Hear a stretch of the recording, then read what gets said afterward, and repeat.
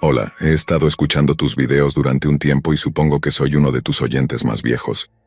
Pensé que tal vez te interesaría mi historia sobre mi ex, porque probablemente fue lo mejor y lo peor que me pasó, por razones que pronto entenderás, además de ser la causa de una de las experiencias más aterradoras de mi vida.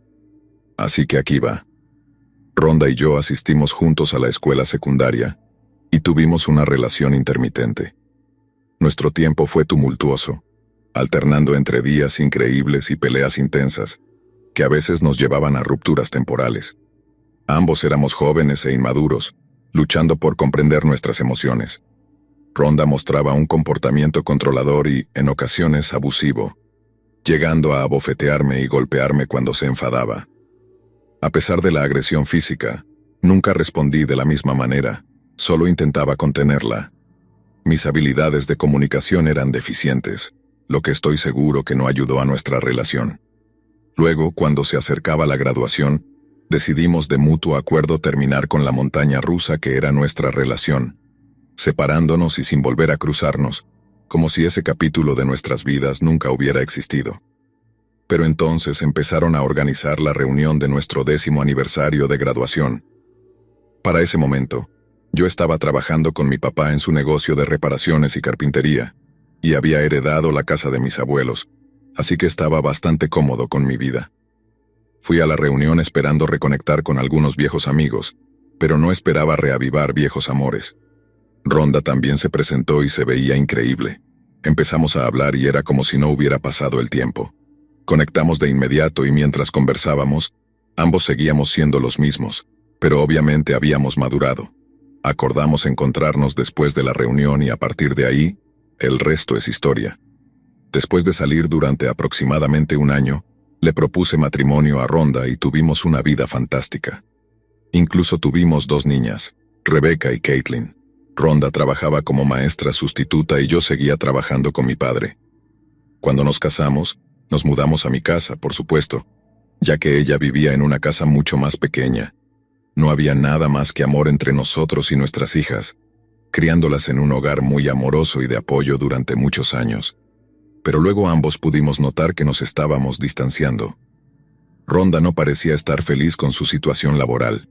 La animé a hacer lo que la hiciera feliz, ya fuera cambiar de trabajo, volver a la escuela, lo que quisiera. Como era el negocio de mi padre, yo ganaba muy bien y no estábamos en absoluto en apuros económicos, así que incluso si ella no trabajaba y se enfocaba en estudiar, estaríamos bien. Pero nada de lo que sugerí parecía hacerla feliz. Sin embargo, ella se negaba a decirme lo que realmente quería, o simplemente no lo sabía, así que siempre estábamos en este ciclo interminable de su infelicidad y nuestra incapacidad para encontrar una solución. Después de una larga y seria conversación, decidimos que lo mejor para todos sería divorciarnos. Rhonda me dijo que, aunque aún me amaba y se preocupaba por mí, sentía que se había asentado demasiado rápido y que todavía había muchas cosas que quería hacer. Incluso mencionó que amaba a nuestras hijas, pero que pensaba que se había convertido en madre demasiado rápido. Fue desgarrador, pero aprecié su honestidad y franqueza en lugar de hacer algo a mis espaldas y lastimarme a mí y a nuestras hijas. Como parte de esto, ella no quería ser una madre a tiempo completo, y dado que la casa era mía, acordamos que las niñas se quedarían conmigo y que ella podría verlas cuando quisiera, y que ellas podrían ir a verla o quedarse con ella cuando quisieran, siempre que no interfiriera con su educación. En ese momento, Kate tenía 6 años, y Becca tenía 4 cuando nos divorciamos. No la eché de la casa tampoco. De hecho, le ofrecí mudarme al sótano terminado para que pudiera tener nuestro dormitorio hasta que encontrara su propio lugar. Todavía la amaba, y era la madre de mis hijos, así que no me sentiría bien dejándola sin hogar. Ella terminó mudándose unas semanas después de que nuestro divorcio fuera definitivo, pero, para mi sorpresa, lo hizo con otro hombre. Me sentí molesto al principio, pensando que se había mudado demasiado rápido o que tal vez lo había encontrado mientras aún estábamos juntos, pero supongo que nunca sabré la verdad. Sin embargo, independientemente de todo, la vida continuó y yo hice lo mejor que pude. Las niñas todavía tenían preguntas y a veces expresaban cuánto extrañaban a su mamá, pero me aseguré de que siempre tuvieran acceso a ella, ya fuera por teléfono o visitándola. Un día, Mientras preparaba la cena para nosotras, alguien llamó a mi puerta y me entregaron papeles de custodia. Me tomó por sorpresa, además de que me sentí confundido y traicionado. Habíamos acordado que compartiríamos la custodia, pero eso ya no era aceptable aparentemente. Intenté llamarla para hablar sobre esto, pero todo lo que ella dijo, o más bien gritó, fue que quería recuperar a sus niñas y que haría lo que fuera necesario para lograrlo. En las audiencias me dijeron que, para que yo pudiera considerar la custodia, un trabajador social tendría que hacer visitas sorpresa a mi casa y reunirse con las niñas a solas para entrevistarlas, todo porque Rhonda afirmó que mi hogar no era seguro y, peor aún, dijo que yo era un padre no apto. Por primera vez en mucho tiempo estaba furioso. Nunca haría nada para lastimar a mis hijas, y la casa siempre estaba en perfecto estado. Ellas tenían sus propias habitaciones con todo lo que podrían necesitar, ropa que les quedaba bien, una buena cama, comida, una ducha y un techo sólido sobre sus cabezas, y no puedo enfatizar lo suficiente que nunca pondría un dedo sobre ellas. Probablemente iría a la cárcel si descubriera que alguien lo había hecho. Pero jugué su juego y seguí todas las reglas. Conseguí un abogado y luché con uñas y dientes para demostrar que todas sus afirmaciones eran falsas. Las niñas se reunieron con los trabajadores sociales y confirmaron que eran felices y que les gustaba su hogar. Incluso dijeron que no querían mudarse, pero que querían ver a su mamá más, y no puedo culparlas por eso. Rhonda solo parecía querer verlas los fines de semana, y cuando la llamaban, no hablaba mucho con ellas. No puedo obligarla a hacer más que eso, pero, en general, gané la custodia, ya que ella ni siquiera tenía un hogar para ellas. Todavía vivía con su novio, que vivía en casa de su madre, así que las niñas tendrían que compartir una habitación. En todo caso, le otorgaron cada 2 fines de semana con ellas, lo que técnicamente le hizo perder tiempo con ellas, pero así son las cosas. Permití que las tuviera cualquier fin de semana que ella o las niñas quisieran. Después de todo, estaba bastante molesto. Intenté hacer todo lo posible para evitar que nuestras hijas pasaran por eso, para evitar que les hicieran preguntas horribles, pero eso no era lo que Rhonda quería. Pero después de que todo terminó, seguimos adelante para intentar tener la vida más normal posible. Las niñas seguían siendo felices. Había pasado poco más de un año desde nuestro divorcio, desde que todas nuestras vidas cambiaron, pero esta era nuestra nueva normalidad. Esperaba tener que dividir los fines de semana, veranos y vacaciones durante el futuro previsible, hasta que Becca cumpliera 16 años. Así que cuando se fueron a casa de su madre por el fin de semana, el último fin de semana antes de que comenzara el año escolar, esperaba que fuera solo otro intercambio de fin de semana.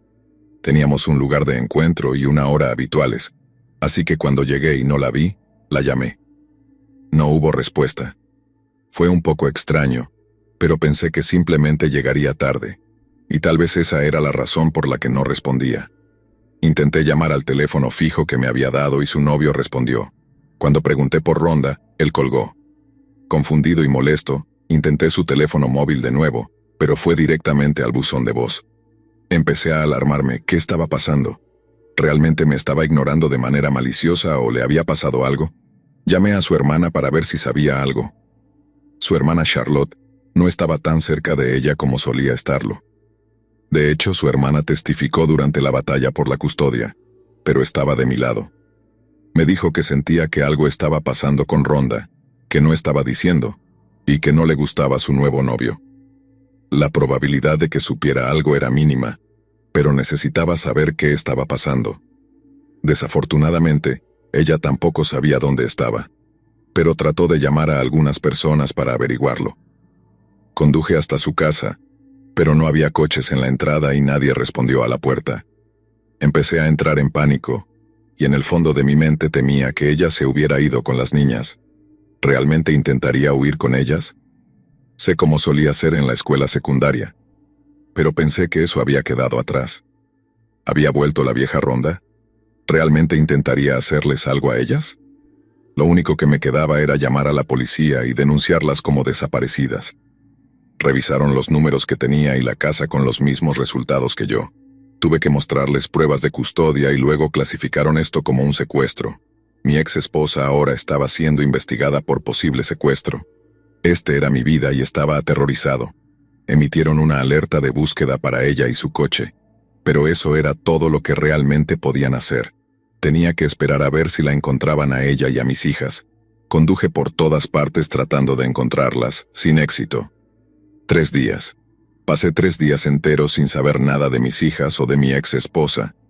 No sabía si se habían ido del estado, si estaban en peligro, abandonadas en algún lugar o, Dios no lo permita, muertas al costado de la carretera. No podía comer, no podía dormir. No podía hacer nada más que conducir o esperar junto al teléfono, esperando escuchar algo, cualquier cosa, para saber que estaban bien. Pero entonces recibí una llamada en mi línea fija de un número desconocido. Contesté, y escuché una voz familiar. Era Becca. Sonaba asustada y dijo que había recordado nuestro número de teléfono y que quería volver a casa. Me dijo que estaban en un hotel y que su mamá no despertaba. Me aferré a ese teléfono mientras la ayudaba a encontrar algo con una dirección. Ella tenía 7 años, así que conocía sus números y podía identificar las letras. Con mi ayuda para deletrear y llenar los espacios en blanco, conseguí una ubicación. Tal como temía, ya estaban en otro estado. Le dije que se quedara en el teléfono, sin querer perderla, y llamé a la policía desde mi móvil. Pudieron encontrar el hotel y la habitación en la que estaban. Rescataron a mis niñas y después de un rápido chequeo en el hospital, estaban libres para volver a casa conmigo. Tomé el próximo vuelo disponible para buscarlas, y la hermana de Rhonda condujo hasta allí para recogernos. Las consecuencias fueron igual de desordenadas.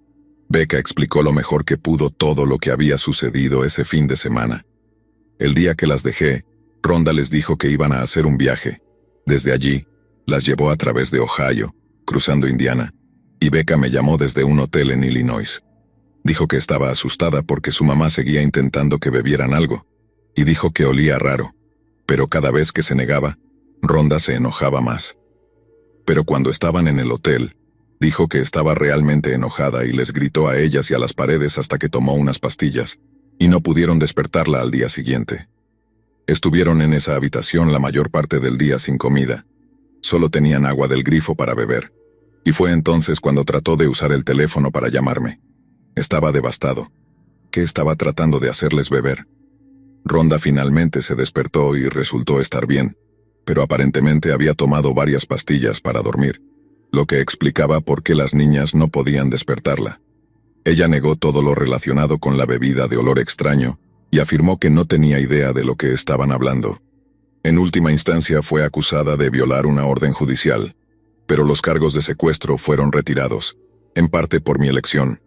No quería verla ir a prisión y que las niñas no pudieran ver a su madre nunca más. Sé que mucha gente, como mi excuñada, me llamaría estúpido, pero es difícil de explicar si no tienes hijos o no has experimentado algo como esto. Ahora, ella tiene visitas supervisadas, lo cual es mejor que nada. Sé que también le dijeron que tenía que ir a terapia como parte del acuerdo para ver a las niñas, así que espero que eso haya ayudado. Todavía no sé qué causó todo esto. Podría entender si no estaba contenta con el matrimonio, pero hacerle esto a nuestras hijas fue inesperado y aterrador. Han pasado casi 10 años desde que sucedió esto, pero afortunadamente, ninguna de ellas parece recordarlo, o al menos, no parece guardarle rencor a su madre. Solo espero que sepan cuánto las amo y cuánto estoy dispuesto a hacer para mantenerlas seguras.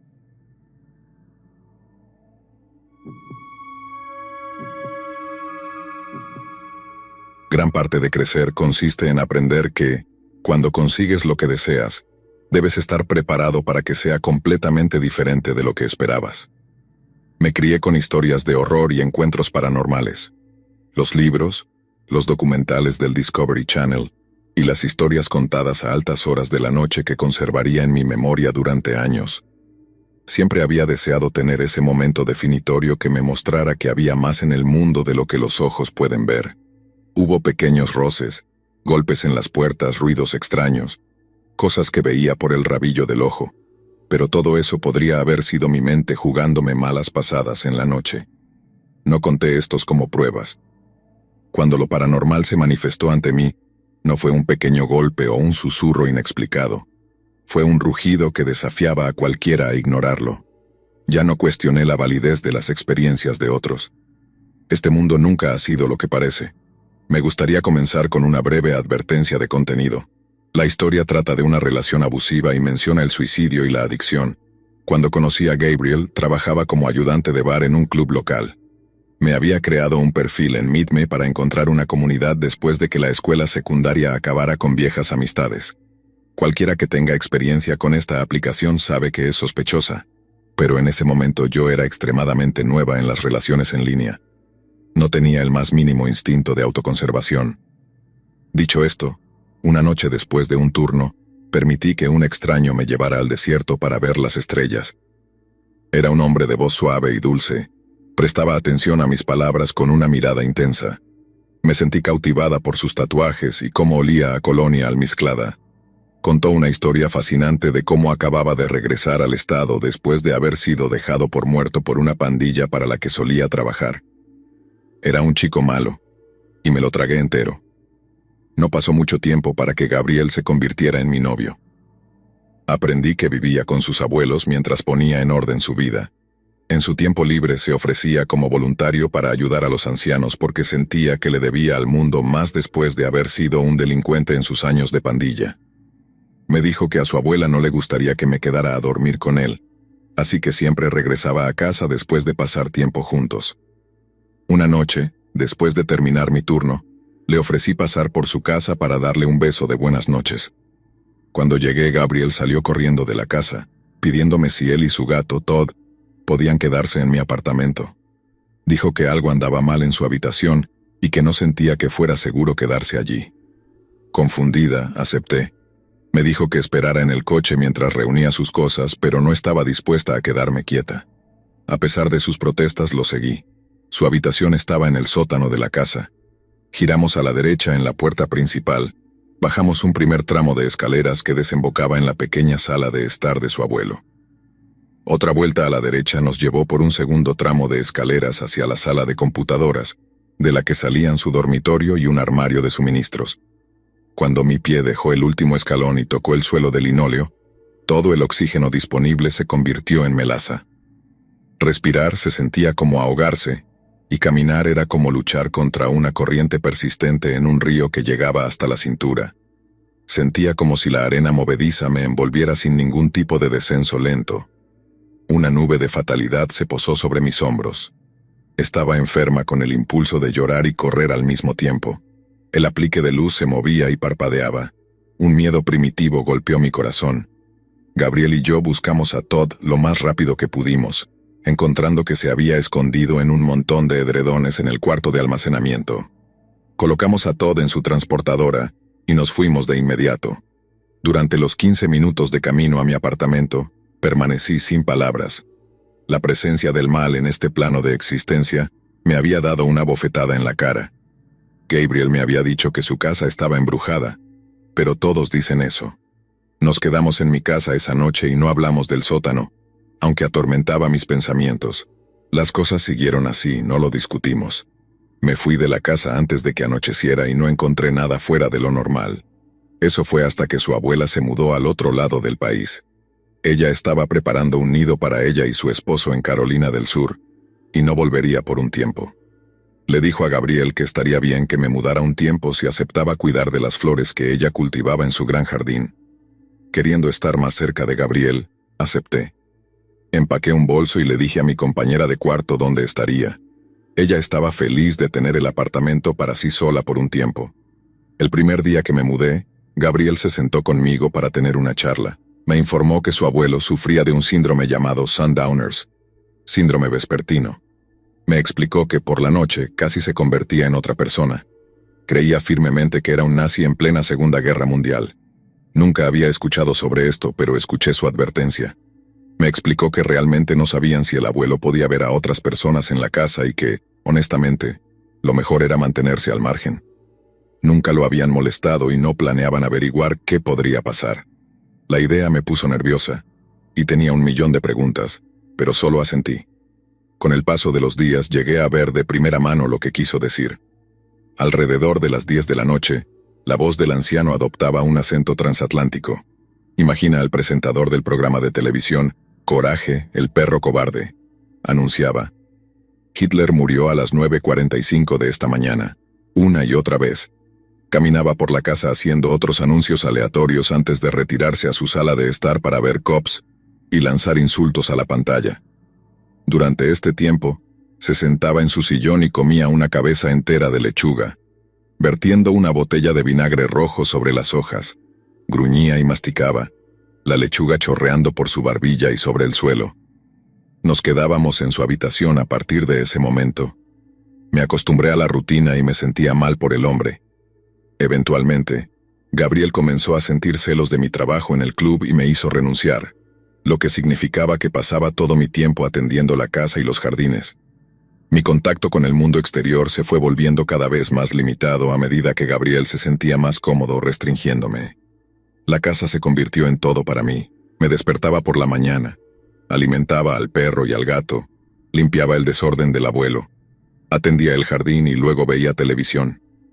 Pronto descubrí que su abuelo a veces regresaba a casa en medio del día. La primera vez, entró por la puerta gritando y tarareando como un cantante de jazz, con su acento transatlántico.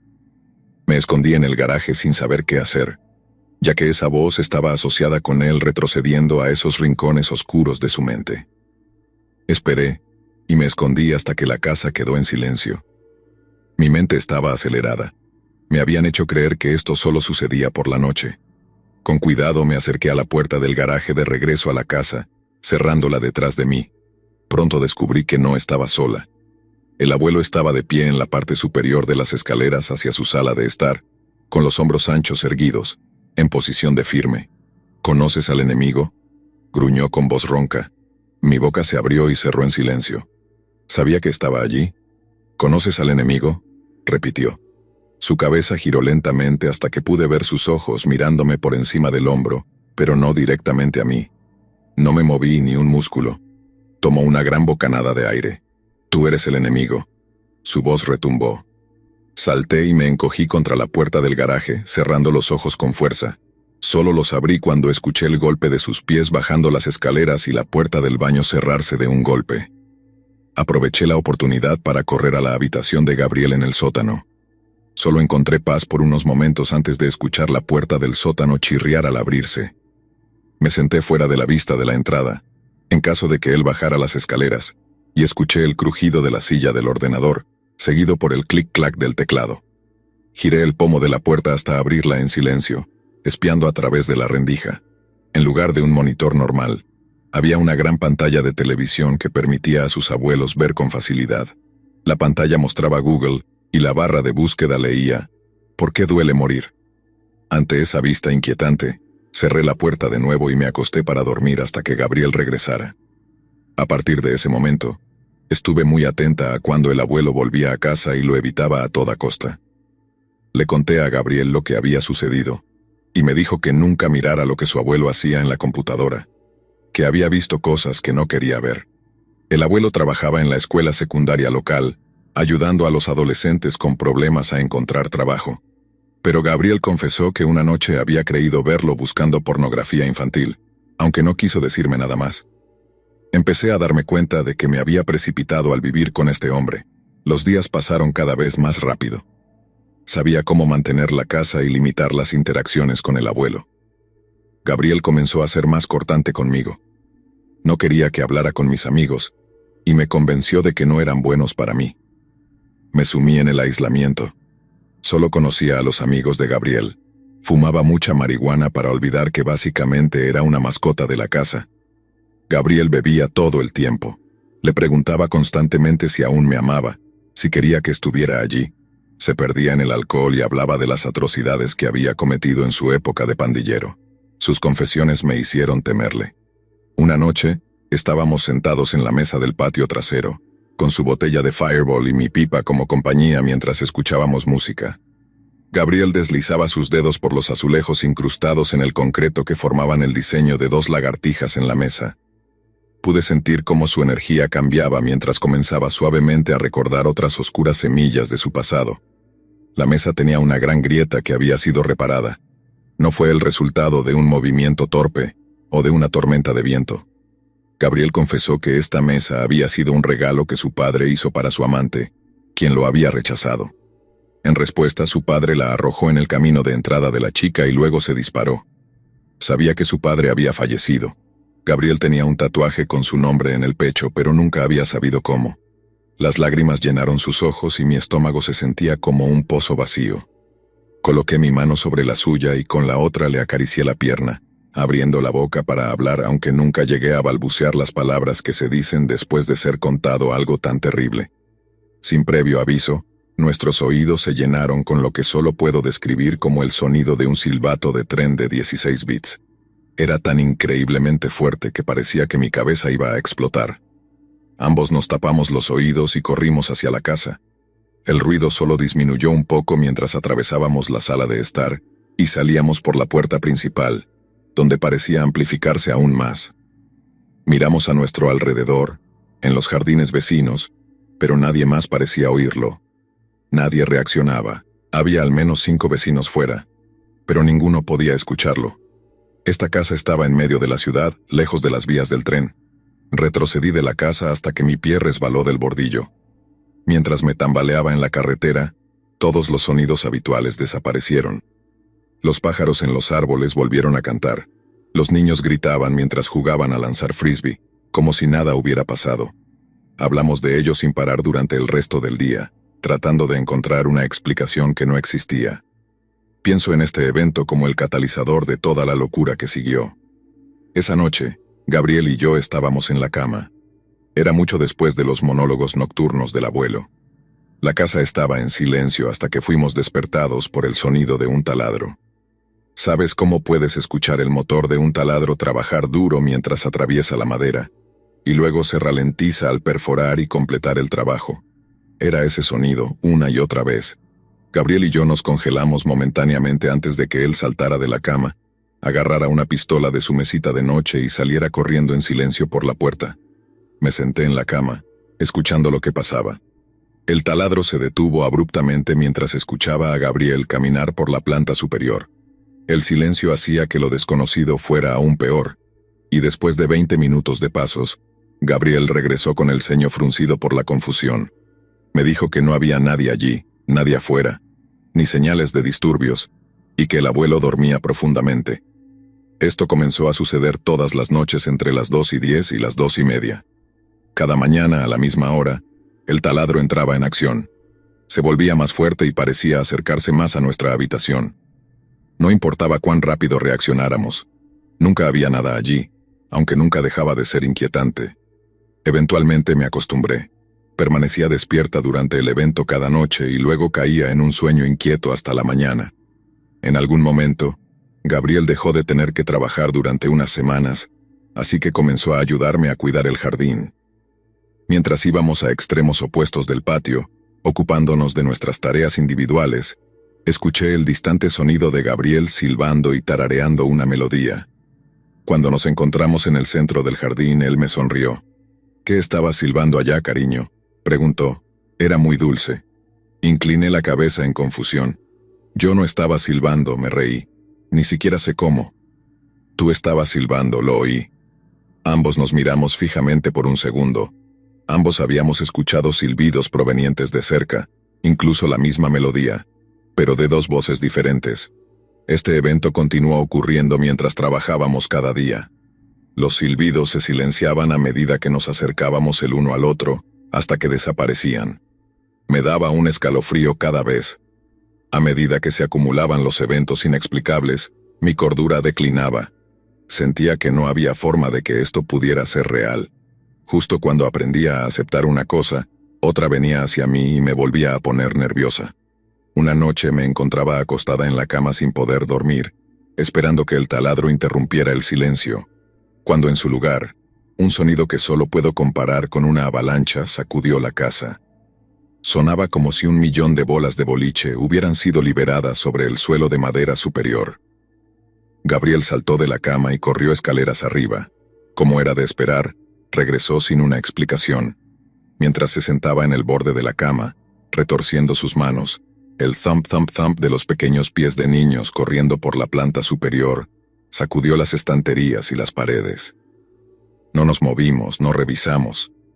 Sabíamos que nada había cambiado en los 2 segundos, desde que él había revisado el piso superior. Eventualmente volví a dormirme, aunque no duró mucho.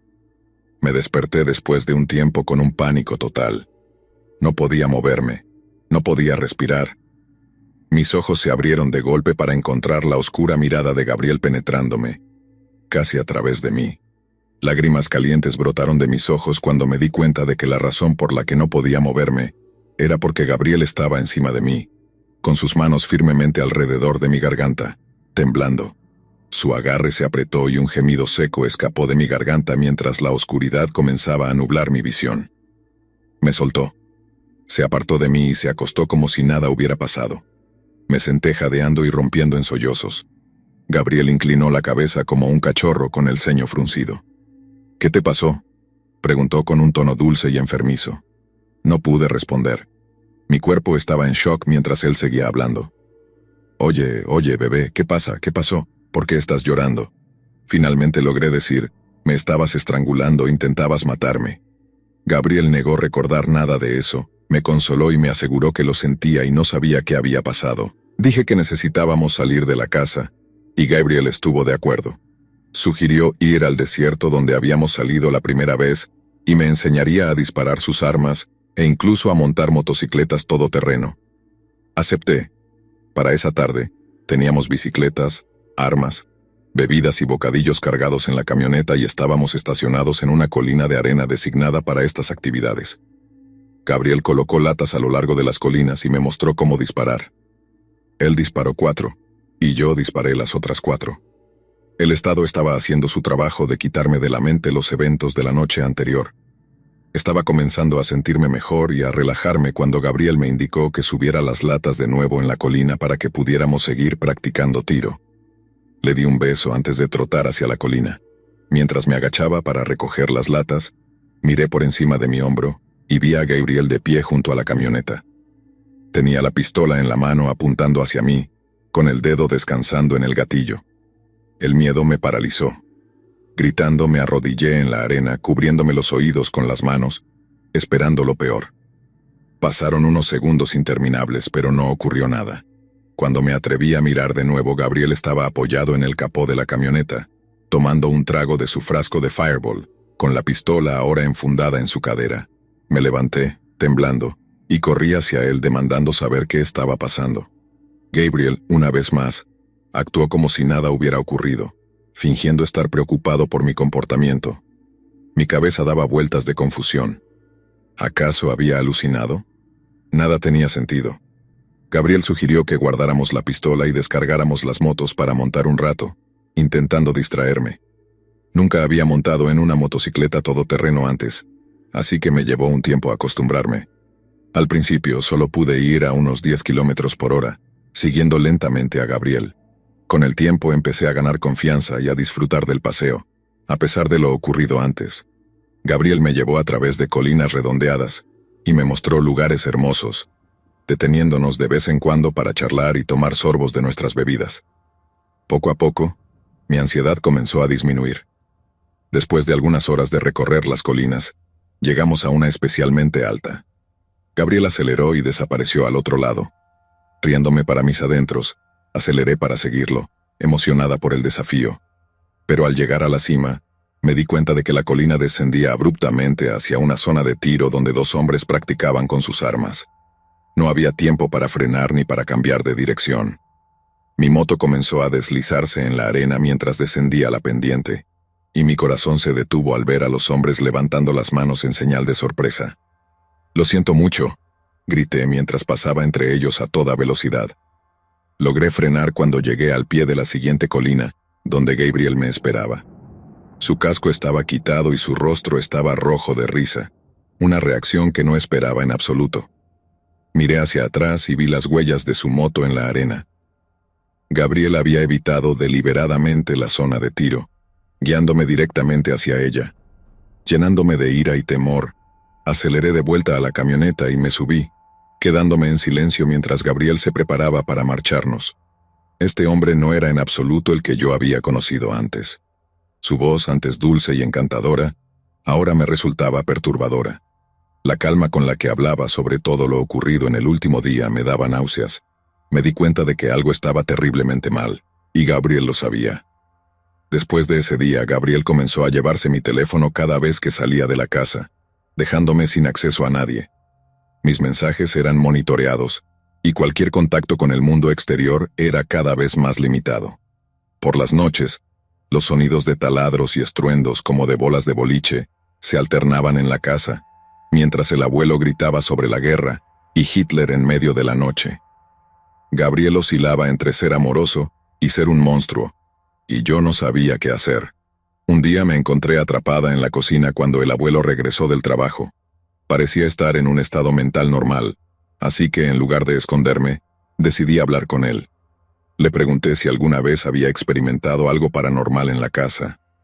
El anciano se quedó congelado mientras miraba dentro de la nevera. Bajó la cabeza por un momento y suspiró. Luego se sentó en la mesa frente a mí. ¿Ella te dijo alguna vez que pensábamos que su padre estaba poseído?, preguntó. No podía creer las palabras que salían de su boca. Nunca había sabido que los abuelos de Gabriel creyeran en algo de ese tipo. Sacudí la cabeza en respuesta.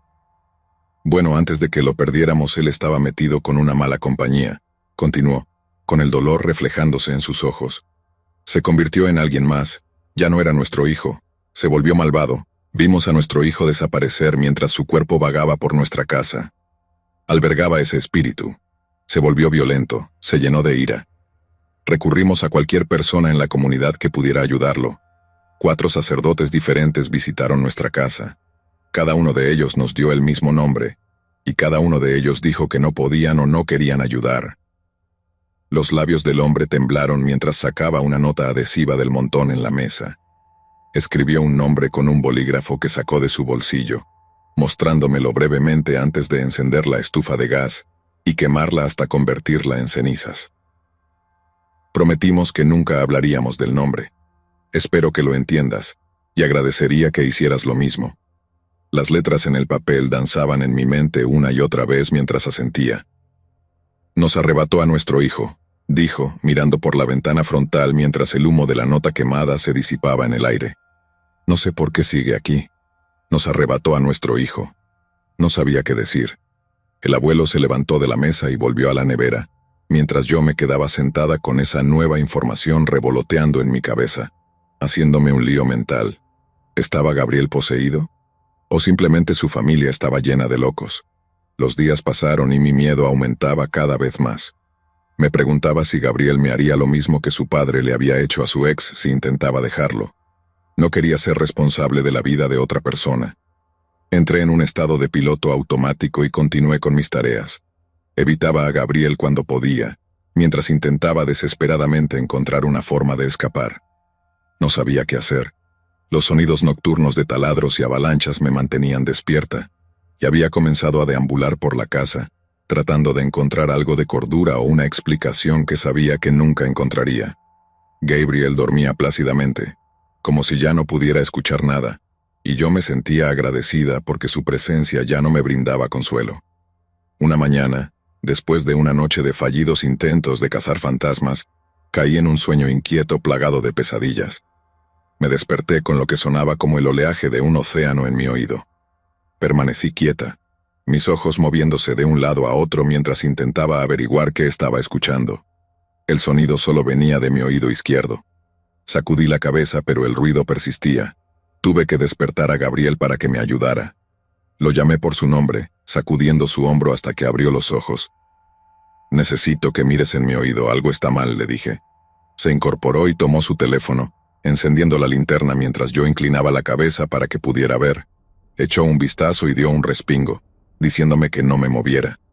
Mi corazón se aceleró mientras él sacaba una herramienta de su mesita de noche, y lentamente hurgaba en mi oído. El sonido se detuvo abruptamente cuando sentí unas diminutas patas arrastrándose por mi mejilla y subiendo por mi sien. Grité y me levanté de un salto, sacudiendo mi cabello y golpeándome la cabeza. Había tijeretas en mi oído, no una, sino 2. Corrí escaleras arriba y me dejé caer en el sofá, abrazándome las rodillas mientras sollozaba y temblaba. Miré fijamente hacia adelante mientras Gabriel se reía de la situación y se iba a tomar una ducha. Mientras estaba sentada allí, mirando a través de la puerta corrediza de vidrio, vi una figura negra como el azabache cruzar rápidamente el jardín y trepar a un árbol frente a la ventana. Era pleno día, y no había ninguna explicación para lo que acababa de ver. La visión hizo que mi estómago se hundiera. Hasta ese momento, todo lo que había ocurrido había sido auditivo. Ya no sentía tanto miedo, sino una resignación ante todo el caos que estaba soportando a diario. Casi esperaba que, sea lo que fuera que estaba haciendo esto, simplemente me llevara, pero estaba atrapada. Ojalá pudiera decir que hubo una gran resolución a todo esto, pero así es como termina. La abuela de Gabriel regresó poco después de que vi esa figura. Después de una semana de vivir de nuevo en su casa, se enfureció y me echó. Fingí estar molesta cuando todo sucedió. Empaqué la bolsa con la que había llegado y regresé a mi apartamento. Tan pronto como Gabriel volvió a su propio lugar, rompí con él. Gabriel perdió la cabeza brevemente, pero luego salió de mi vida. Hasta el día de hoy este breve periodo de mi vida me deja con 1.000.000 de preguntas para las que estaré bien sin conocer las respuestas. Aprendí de primera mano que el mal existe en muchas formas y que hay más en el mundo de lo que podemos ver.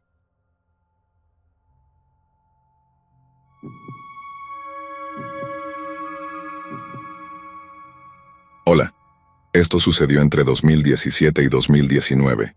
Durante esos tiempos yo tenía entre 14 y 16 años. Antes de mudarme a la casa de mi madre en Pensilvania, vivía en Virginia Occidental con mi papá y estaba saliendo con un chico que era, en general, normal. Alguien con quien podías salir a caminar, tener citas, etc. Sin embargo, después de 5 o 6 meses, él comenzó a volverse agresivo muy rápido e incluso me hizo sentir insegura y, a veces, loca. Estaba hablando por teléfono con él en medio de una discusión. Mi hermana lo escuchó mientras ella estaba hablando por teléfono con su amigo, y estaban hablando en altavoz. Él escuchó al otro chico, y luego me acusó de estar engañándolo. Le colgué llorando hasta que mi hermana me consoló junto con su amigo. Después de que le colgué, él no paraba de llamarme, diciendo lo repugnante que era y otros insultos horribles. No lo engañé ni veía a otros chicos, ya que él no me permitía ver ni hablar con otros chicos. Incluso escuchó cuando hablaba con mi hermano y su mejor amigo, y me gritó por eso mientras mi papá estaba cerca. Me acusó de engañarlo con mi familia y los amigos de mi familia. Me sentí completamente enferma de que dijera eso. Eventualmente terminamos. Estaba viviendo mi mejor vida, recuperando amistades y creando nuevas. Me acerqué a un chico que conocía mis problemas y de alguna manera se encargó de hacerme sentir cómoda y segura. Él tenía 3 años más que yo, y me sentía feliz con él, pero sabía que no era mío, si entiendes a lo que me refiero. Nunca hicimos nada especial, excepto que él me hacía sentir especial, lo cual lamento profundamente. Él y su novia, o exnovia ahora, rompieron durante ese tiempo, por lo que no fue algo personal para ninguno de los dos lados. Comenzamos a hacer cosas por la noche, lo que me llevó a escaparme y sentirme inquieta al respecto, siempre vigilando mi espalda, constantemente asustada de lo que mi ex podría hacer. Mi ex se enteró de esto y cuando mi amigo, al que llamaremos mi amigo, intentó venir a mi casa, fue atacado por 4 tipos grandes. Apenas logró llegar a su casa. Fue apuñalado, robado, golpeado y otras cosas horribles. Me sentí enferma y asustada de que vinieran a nuestra casa. Antes de que él mandara a los otros chicos a atacar a mi amigo, mi hermano y sus amigos, sabían de todo y llamaron a mi ex para decirle unas palabras. Mi ex dijo que iba a disparar en nuestra casa, robarnos e incluso matarme. Decir que estaba asustada no describe en absoluto cómo me sentía. No podría describir el miedo que sentí. Aunque no hizo ninguna de esas cosas, aún me aterraba. Y luego, 2 meses después, casi mató a una de las personas que me hacía sentir cómoda y segura.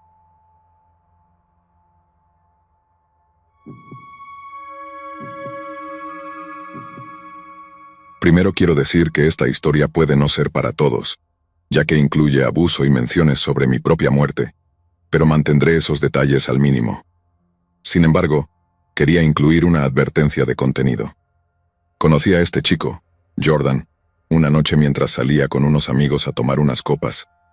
Hicimos contacto visual después de que mi amiga señaló que él nos había estado mirando. Solo hizo falta que yo le sonriera para que él se acercara y nos comprara una bebida.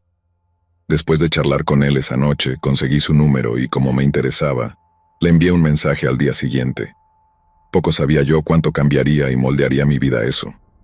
Comenzamos a salir poco después, y por un tiempo todo fue genial. Fue lo suficientemente bueno como para que me dejara convencerme de mudarme con él. Me encontraba quedándome allí muchas noches, así que no renové mi contrato de arrendamiento y simplemente me mudé con él oficialmente.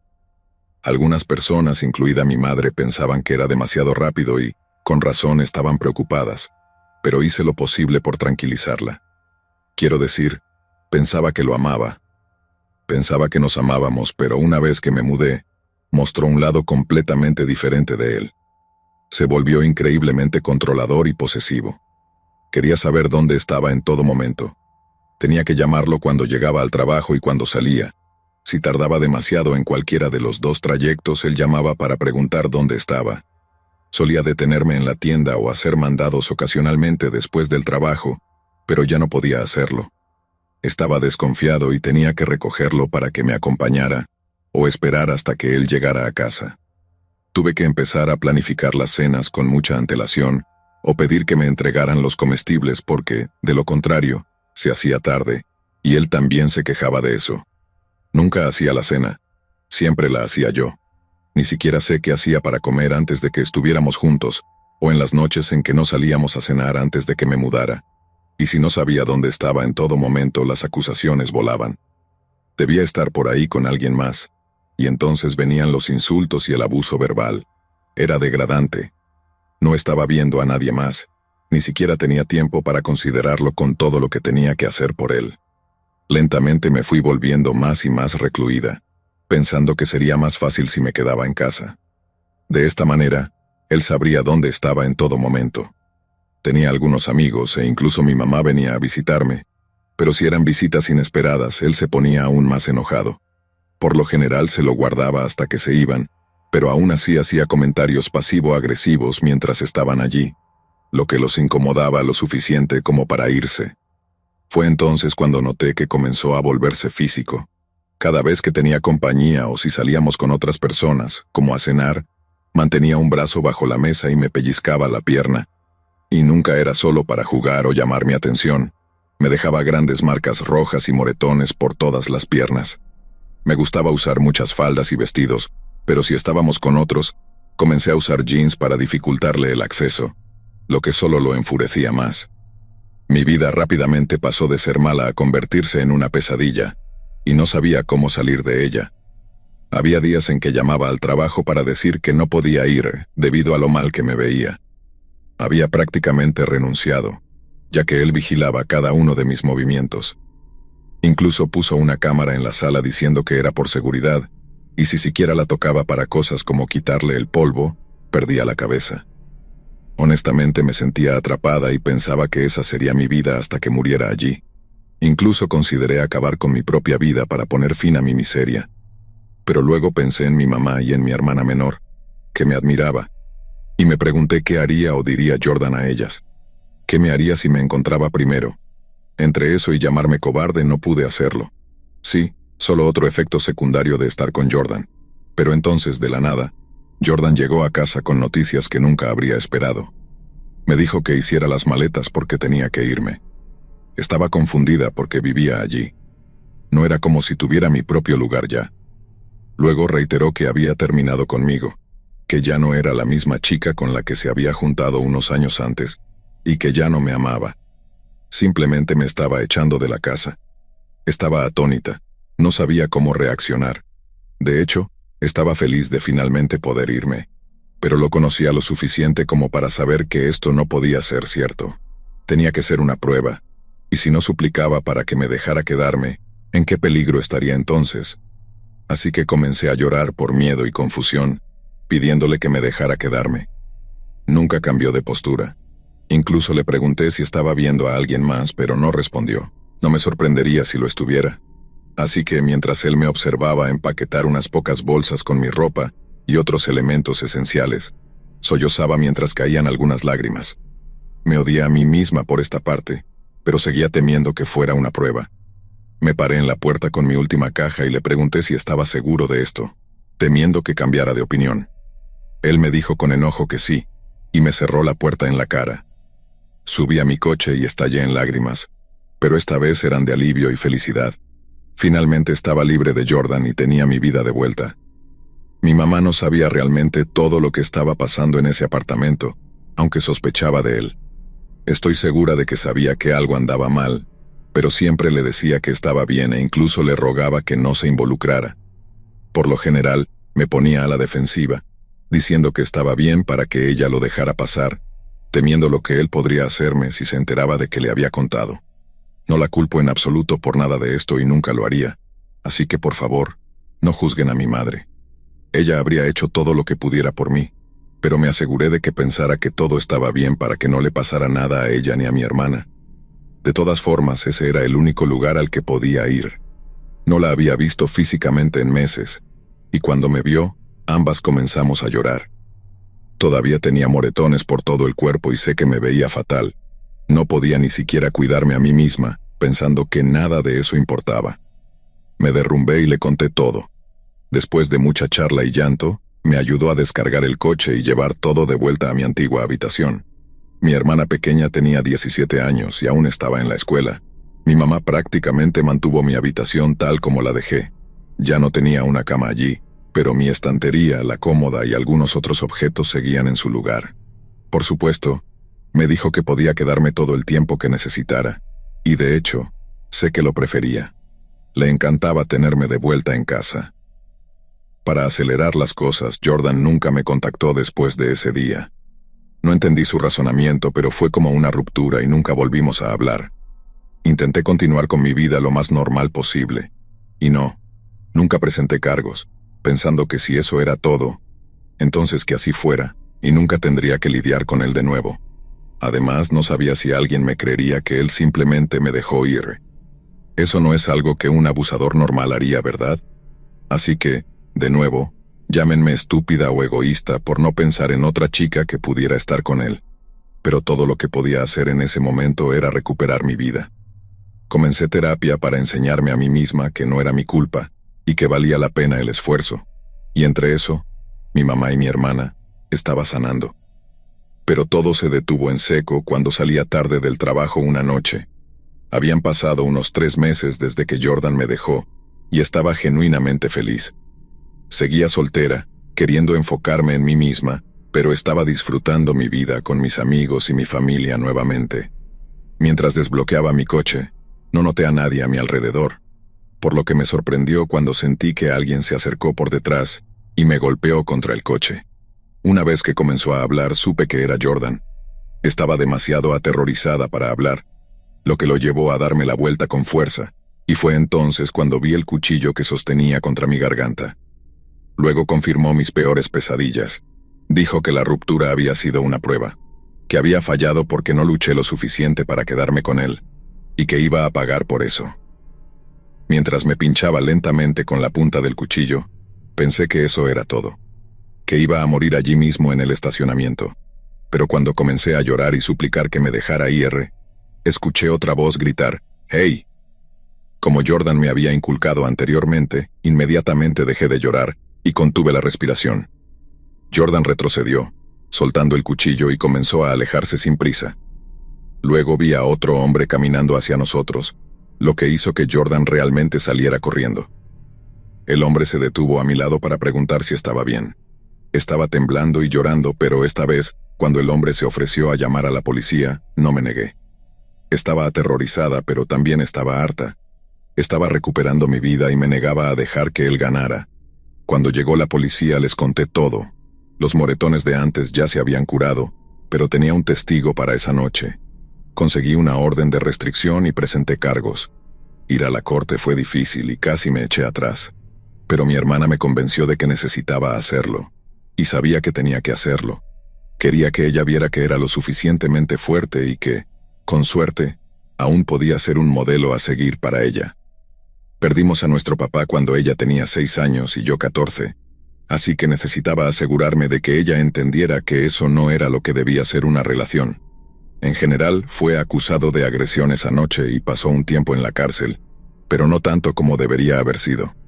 Todavía tengo una orden de restricción, pero afortunadamente no he vuelto a saber de él ni a verlo desde esa noche. Ahora soy una persona mucho más fuerte y estoy felizmente comprometida con un gran hombre. Lo conozco y salgo con él desde hace años, y mi mamá y mi hermana también lo aprueban, así que creo que estoy mucho mejor. Así que, para aquellos de ustedes que están en situaciones similares, sepan que no están solos, y aunque sientan que a nadie le importa, les prometo que a alguien sí le importa. Yo sé que me importa, y gracias por compartir mi historia.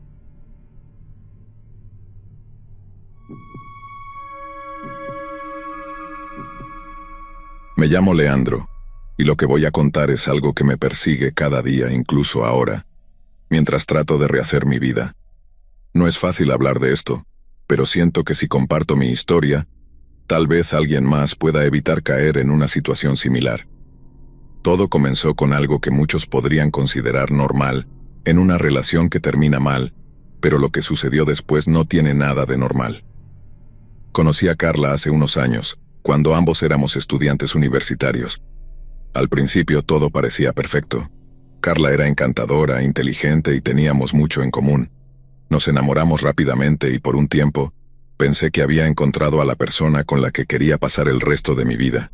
Pero como sucede con muchas relaciones, las cosas empezaron a cambiar. Al principio, su necesidad de saber dónde estaba y con quién estaba en todo momento no me parecía tan grave. Pensaba que era su manera de demostrar que le importaba.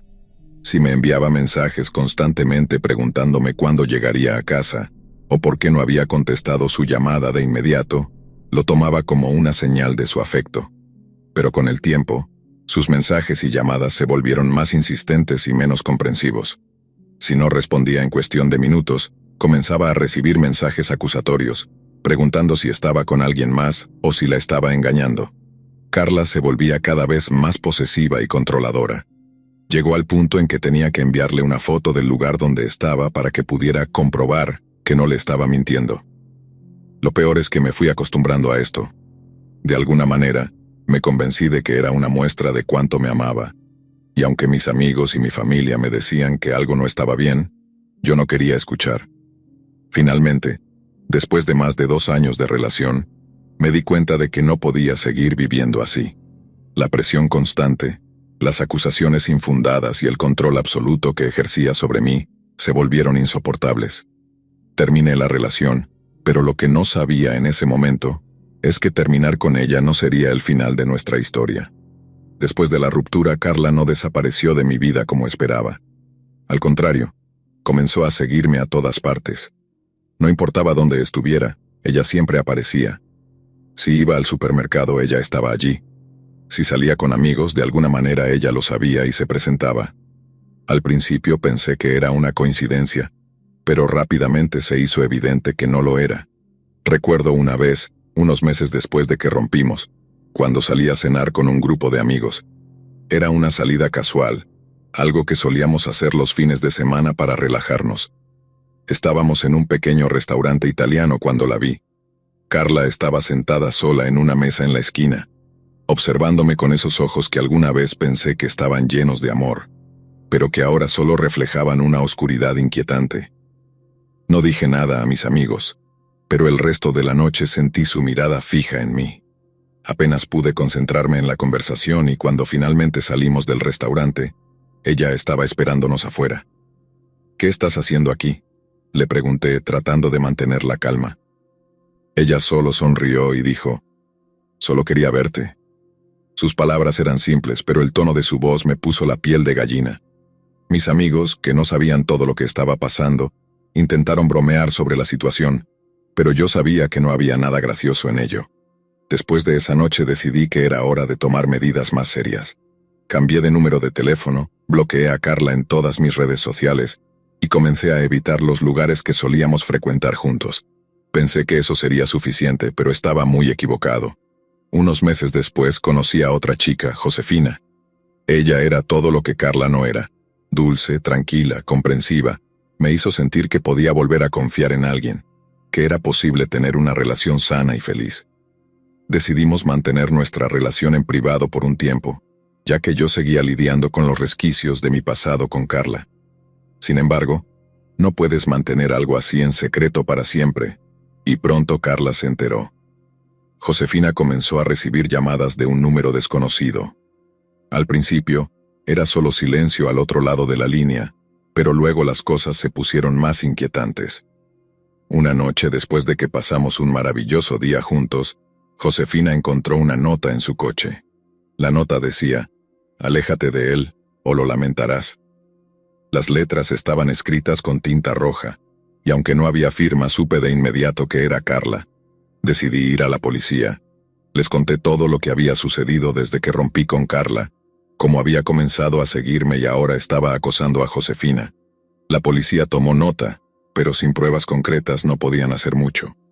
Nos dijeron que tuviéramos cuidado, que no respondiéramos a las llamadas desconocidas y que denunciáramos cualquier otro incidente. Pero eso no detuvo a Carla. De hecho, parece que la advertencia de la policía la enfureció aún más. Una semana después de que fuimos a la estación, Josefina recibió un paquete en la puerta de su casa. Dentro del paquete había una muñeca con la cabeza arrancada y un cuchillo clavado en el pecho. La nota que acompañaba al paquete simplemente decía: «Tú eres la siguiente». Josefina estaba aterrorizada, y yo no sabía cómo protegerla. Me culpaba a mí mismo por haberla puesto en esta situación, pero no podíamos huir de Carla. Ella siempre encontraba la manera de seguirnos. Decidimos que lo mejor era terminar nuestra relación hasta que pudiera resolver este problema. Josefina se mudó con unos familiares en otra ciudad, y yo me quedé solo, esperando que mi ruptura con ella fuera suficiente para que Carla se detuviera. No lo fue. Un par de semanas después, una noche, recibí una llamada de Josefina. Estaba llorando y aterrorizada. Me dijo que alguien había intentado entrar en su casa la noche anterior. Sabía que era Carla. Aunque estaba lejos, ella había encontrado a Josefina. Esa fue la última vez que hablé con Josefina. Al día siguiente intenté contactarla, pero no obtuve respuesta. Llamé a su familia, pero nadie sabía dónde estaba. La angustia comenzó a consumir mi mente, temiendo lo peor. Pasaron días sin noticias de Josefina. Yo apenas podía dormir o comer, preocupado por lo que podría haberle pasado. La policía abrió una investigación, pero no encontraban pistas. Fue entonces cuando sucedió lo más aterrador de toda esta historia. Una mañana, al salir de mi casa, encontré una caja en la puerta. Estaba envuelta de manera descuidada con papel marrón, y no tenía remitente. Mi estómago se hundió cuando vi la caja, ya que algo en mi interior sabía que no era un paquete normal. Abrí la caja con manos temblorosas, y lo que encontré dentro me perseguirá hasta el día que muera. Dentro de la caja, cuidadosamente envuelta en una tela ensangrentada, estaba la cabeza de Josefina. Sus ojos, que alguna vez brillaron con vida y felicidad, estaban abiertos, mirándome fijamente. Sentí que todo el aire se escapaba de mis pulmones, y caí de rodillas, incapaz de comprender lo que estaba viendo. El mundo se desmoronó a mi alrededor en ese instante. No podía pensar, no podía moverme. Todo lo que podía hacer era mirar esa caja, esa horrible prueba de que Carla había llevado su obsesión a un nivel que nunca podría haber imaginado. Lo siguiente que recuerdo es a mis vecinos corriendo hacia mí, llamando a la policía mientras intentaban entender qué estaba sucediendo. La investigación que siguió fue intensa. La policía encontró pruebas suficientes para vincular a Carla con el asesinato de Josefina. Fue arrestada y, durante el juicio, se reveló que había estado planeando esto durante meses. Su obsesión conmigo había crecido hasta un punto donde estaba dispuesta a eliminar a cualquiera que se interpusiera en su camino. El tribunal la declaró culpable de asesinato en primer grado, y fue condenada a cadena perpetua sin posibilidad de libertad condicional. Pensé que eso sería el final, que finalmente podría tener paz. Pero estaba equivocado. A los pocos meses de su encarcelamiento, comenzaron a llegar cartas a mi casa. Eran de Carla. En cada carta describía con detalles perturbadores cómo todavía soñaba con nosotros juntos, cómo algún día saldría de la cárcel y vendría a buscarme. En una de las cartas, incluso describió cómo había disfrutado preparando la cabeza de Josefina para mí, como un regalo de despedida. Las autoridades penitenciarias intentaron detener las cartas, pero de alguna manera, Carla siempre encontraba la manera de enviarlas. Cambié de dirección varias veces, pero las cartas seguían encontrándome. Cada vez que veía una nueva carta en mi buzón, mi corazón se detenía, y la oscuridad volvía a rodearme. Han pasado años desde que todo esto ocurrió, pero las cicatrices aún están allí, tanto las visibles como las invisibles. He intentado seguir adelante, encontrar algo de normalidad, pero es difícil cuando vives con el constante temor de que, algún día, Carla cumplirá su promesa. Ahora vivo en un lugar remoto donde pocos saben de mí. Decidí alejarme de todo, mudarme a una pequeña cabaña en las montañas, donde pudiera encontrar algo de la paz que tanto anhelaba. Aquí, lejos de las ciudades y las multitudes, pensé que finalmente podría empezar de nuevo. No tengo redes sociales. Mi número de teléfono es conocido por muy pocas personas, y siempre uso un seudónimo para cualquier trámite o actividad que realice.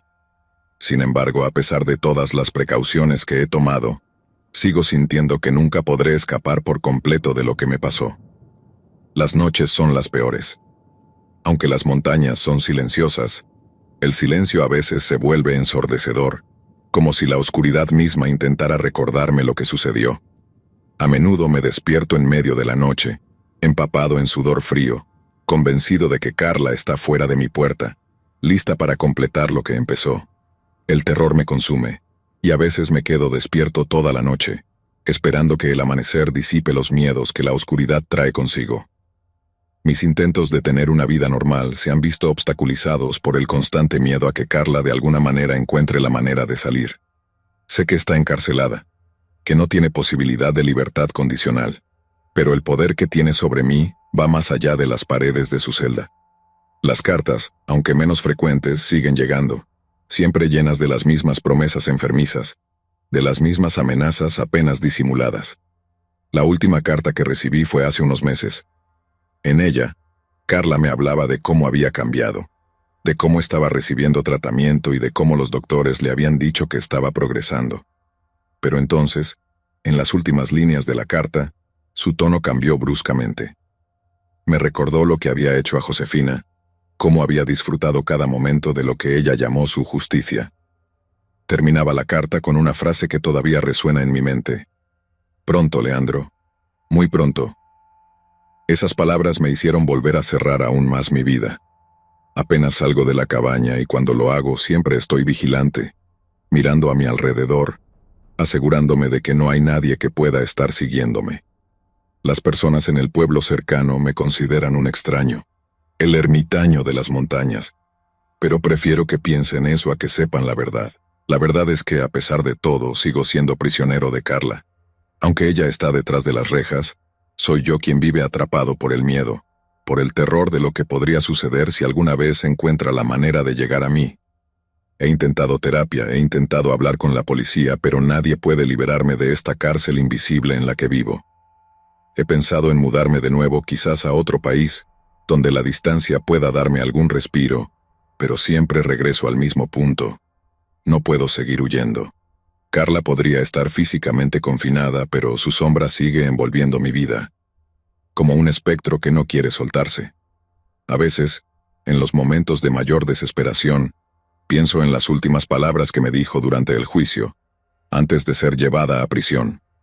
Me miró a los ojos, sonrió, y me dijo en un susurro: «Esto no ha terminado, Leandro. Nunca terminará». En ese momento, pensé que era solo una amenaza vacía, las palabras de alguien que había perdido. Pero ahora sé que esas palabras eran una promesa de que, no importa cuánto intente escapar, siempre estaré a su alcance.